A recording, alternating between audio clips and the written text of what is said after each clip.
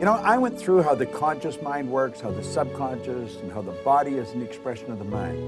And as you go through that, if you go through it a few times, you're going to see, yeah, that's exactly what happens. Now, I want you to think of this for a moment. When you impress an idea upon your subconscious mind, that alters the vibration of this instrument we call our body. See, our body is a molecular structure. It's really what it is. It's a massive energy in a very high speed of vibration. Now, we invented a word to describe our conscious awareness of vibration, and that word is feeling. If you ask a person, you know, how are you today? They'll say, well, I'm feeling fine, or I don't feel that good, I feel great. You never hear a person say, oh, I'm consciously aware of being emotionally involved with a negative idea, so therefore I've moved into a negative vibration. But that's exactly what happens. So, you see, as we start to understand this, and we become aware that we're not feeling too good, we can change it. Now, it takes a little training, but you can do it. We are really in charge of how we feel. Now, we let other people upset us, but we don't have to let other people upset us. We don't need to react to them. We can respond. We can listen to what they're saying, and they say, well, you're entitled to your opinion, but that's just not what I want. And we can hold our own idea of ourselves. You see, it's important that we grasp how the mind works and that we understand the relationship of the body to the mind and the mind to the body. Now, it's our results that we want to change. Now, our results could be in our physical body. It may want to be, you may want to cast off a few pounds. You may want to put on a couple of pounds. You may want to have a little higher energy. See, all the energy there ever was or ever will be is 100% evenly present in all places at the same time. Everything's energy. You know, you'll hear people say, where does he get all the energy? Where does she get all the... Nobody gets energy. Everybody releases energy. Desire is the triggering mechanism to, whoo, lets the energy flow. Now, let's go back and have a quick review. Here you've got the little stick person here. There you've got the conscious mind, and remember, you have the sensory factors hooked up to the conscious mind. And then you have the subconscious mind, and then you have the body. Now, the conscious mind has the ability to choose thoughts. Those thoughts turn into pictures. We turn the pictures over to the subconscious mind, and then the subconscious mind expresses the action. All right? Now, what is the problem? Remember, we said the subconscious mind had no ability to reject. We said the subconscious mind cannot differentiate between what's real and what's imagined. How did we arrive on the scene? I'll tell you.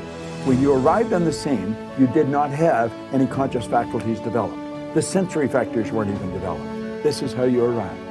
That's called the little one. That's the baby. No conscious mind. So there's the subconscious mind. It's wide open. You can put anything in it. You see, your subconscious mind is programmed genetically. That's why we look like our relatives. It's built right into the genes at birth. But then we're programmed environmentally. Carl Mendinger from the Mendinger Foundation in Topeka one time said, environment is more important than heredity. Why do you think you speak the language you speak? You speak that language because you were surrounded by people that speak that language in your little life. And the language just went right into the subconscious mind. If you grew up in a home that was bilingual, you learned both languages. I had an associate over in Kuala Lumpur, had a little boy, he spoke 4 languages at 4 years of age. And you'd look at that and you'd say, my gosh. No. The baby was programmed. Why do you like the food you like? It's programming. That's right. Now, let's stop and think about the environment we were raised in.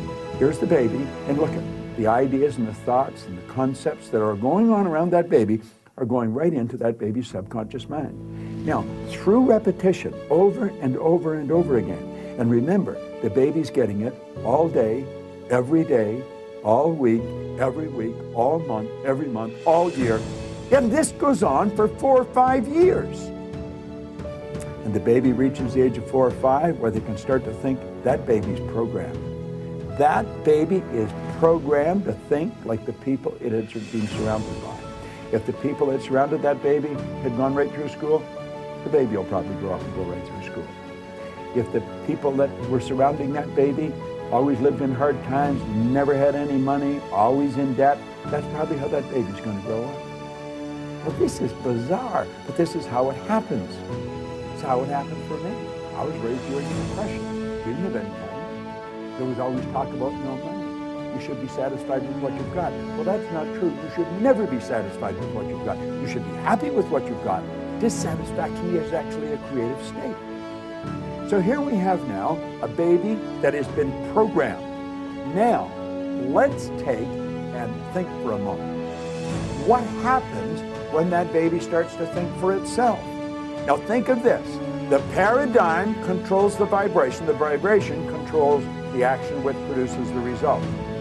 Now here we go. Here you got the baby with the paradigm, and the conscious faculties have developed. They have the ability to think. There's a power flowing into them. What are they going to think? They're going to think thoughts that are in harmony with that paradigm. That's right.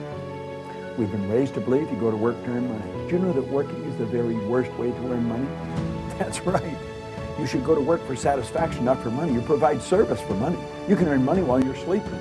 In fact, we have programs where we teach people to actually earn more money while they're sleeping than they'll ever need to use while they're awake. You say, well, that's a pipe dream. No, no. That's a paradigm that causes you to think that's a pipe dream. There's people doing that that are nowhere near as bright as you. But here we are now. We've got the person. They've been programmed in their little life genetically and environmentally. That paradigm is nothing but a multitude of habits. A habit is an idea that's been programmed into the subconscious mind over and over and over again. Now, the paradigm is literally controlling the behavior. Consciously, you can think of one thing, but subconsciously, the other idea will be controlling you. See, we can sit down and we can read these self-help books, we can listen to the recordings, and you say, yeah, well, I can do that. That makes sense. That's logical. But then we can't do it. Why? Now, think of this for a moment. I want you to imagine that you're going to accept an idea right now to turn your annual income to a monthly income. You say, well, I'd like that, but will you do it? Probably not. Your paradigm will stop you. See, your paradigm literally controls the results. Now, let's think of how the paradigm was formed. The paradigm was formed through repetition. The idea is being planted in your subconscious mind. Now, understand your paradigm dictates your logic. Your paradigm controls how you utilize your time. Your paradigm controls your perception of situations. Your paradigm controls your effectiveness. Your paradigm controls the amount of money you earn. If you want to change your life, you must change your paradigm. You see, to most people, it's illogical that they could take and turn their annual income to a monthly income. But if you follow our teachings, we'll show you exactly how to do that. We'll show you how to accomplish anything you want to accomplish, because what we're focused on is showing you how to change the paradigm. When the paradigm's changed, your life changes. It's a beautiful concept. It's an absolutely phenomenal concept. Now you know why you're getting the results you're getting. It has nothing to do with your intellect. Your intellect, you can figure out how to do things. That doesn't mean you're going to do them.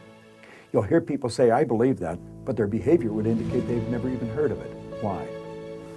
We believe something on a conscious level. On a subconscious level, the paradigm believes something else. There's a word called praxis. Praxis is the integration of belief with behavior. We've got to take the beliefs that we have consciously, that we determine by thinking, and plant them in the place of the old belief. See, I used to believe that I couldn't do anything better than I was doing. I felt fortunate that I was on the fire department. The idea of building a company that operated all around the world, furthest thing from my mind. But you know something? As I changed my paradigm, my whole world changed. That's what we do. That's what it's all about. You've got to change your paradigm if you want to change your life. Now, you can study all you want. If you don't gain an understanding how to alter that program, and that's what the paradigm is, it's a program. It's a multitude of concepts that are fixed in your subconscious mind that literally control your behavior. It's a beautiful concept to understand. It's a terrible one if you don't understand it, because it literally controls your life. Why do you think most people go right through their life and keep getting the same results year after year after year? Well, it's just the way it is, and they don't know. We should be taught this in school, but we're not. How was the paradigm formed? Through the repetition of information. How's the paradigm changed? Repetition of information. Now let's suppose you're having a difficult time with money. You find that you got more going out than coming in. You've got to change your concept about money. How do you do that? Through the repetition of an idea. That's where affirmations comes in. I'll give you one I've been using for years. I am so happy and grateful now that money comes to me in increasing quantities through multiple sources on a continuous basis. I am so happy and grateful now that money comes to me in increasing quantities through multiple sources on a continuous basis. You don't just say that once or twice. You've got to repeat that maybe 1,000 times a day, every day for maybe 90 days. And you'll start to change your whole concept about money. Wealthy people all have multiple sources of income. Now I'm going to tell you what happened to me. I drove around with a battery-operated record player and a long-playing record. And I played it over and over again every day for probably a couple of years. This was so totally illogical. It was behavior. Everybody thought I was losing it. And I'm reading the same book every day, Think and Grow Rich. As a matter of fact, I'm still reading the same book. And it was the repetition of Earl Nightingale's information and the book that changed the paradigm. I didn't know what I was doing. I didn't understand what I was doing, but I did it. You know, I had a man come up to me in the Waldorf Hotel in New York, Waldorf Astoria. At the end of a 3-day program, he said, "Bob, I really want to thank you for what you've just given me." He said, "For the first time in my life, I've understood how I accomplished what I did." I said, "What did you do?" He said, "I won the gold medal in the decathlon in the Olympics in Melbourne, Australia in 1957. That's right. Milt Campbell. And he said, "I never understood how I did it." He said, "The next time you run a seminar, I want to bring my boys." And he did. Milt and I became great friends. In fact, Milt has a key to our house. He can come stay there anytime he wants. I live in Toronto, he's in New Jersey. But here was the top athlete in the world, a very best athlete in the world. He didn't understand how he got there. Most people that are very accomplished cannot tell you why they are. That's why they are. They've rewritten the program. They changed the paradigm. They might not have understood how they did it, but they did it. That's what our company is all about. We teach people how to change paradigms. I want to thank you for watching.